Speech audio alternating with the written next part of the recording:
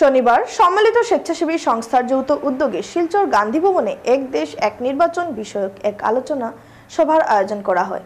এদিন আলোচনা সভায় সম্মানিত অতিথি হিসেবে উপস্থিত ছিলেন আসাম বিশ্ববিদ্যালয়ের অধ্যাপক ডাক্তার নিরঞ্জন রায়, প্রাক্তন অধ্যাপক ডাক্তার বিভাস দেব, জেলা ক্রীড়া সংস্থার সভাপতি শিবব্রত দত্ত, আইনজীবী ধর্মানন্দ দেব প্রমুখ। আলোচনা সভায় উপস্থিত সবাই বক্তব্যে রাজনৈতিক স্থায়িত্ব বজায় রাখতে হলে এক দেশ এক নির্বাচন বিষয়ে সহমত পোষণ করেন। বক্তারা সবাই জানান দেশের ৮০% জনগণ এক দেশ এক নির্বাচনের পক্ষে রয়েছেন, তাই এই আইনটি বাস্তবায়নের ক্ষেত্রে সবাইকে এগিয়ে আসতে হবে। এই আইন প্রণয়ন হলে দেশের সার্বিক উন্নয়ন ঘটবে। এদিন অন্যান্যদের মধ্যে উপস্থিত ছিলেন অধ্যাপক ডাক্তার নবেন্দু বণিক, বিজেপির রাজ্যের সম্পাদক কণাদ পুরকাইস্থ, স্বপন শুক্লবৈদ্য, আইনজীবী তুহিনা শর্মা প্রমুখ এবং সম্পূর্ণ অনুষ্ঠানটি সঞ্চালনায় ছিলেন বিপ্লব দে, আহ্বায়ক সৌমিত্র দত্ত রায় ও দিলু দাস।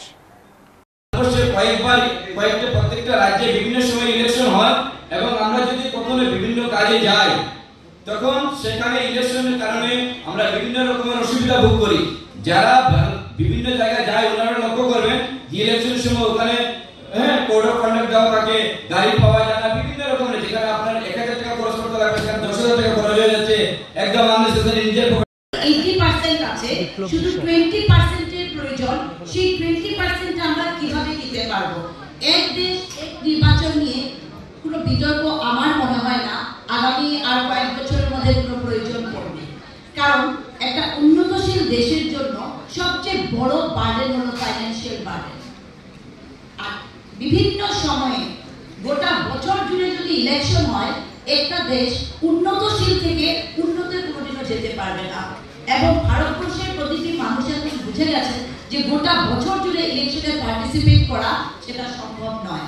সেটা গভর্নমেন্ট মেশিনারি বলেন, মানুষের ইলেকশনের প্রতি ইন্টারেস্ট বলেন, সব কিন্তু আস্তে আস্তে কমে যাচ্ছে। আর যেগুলো আলোচনার আরেকটা সাইড, যেটা যে যদি এরকম বিল আসে তাহলে কি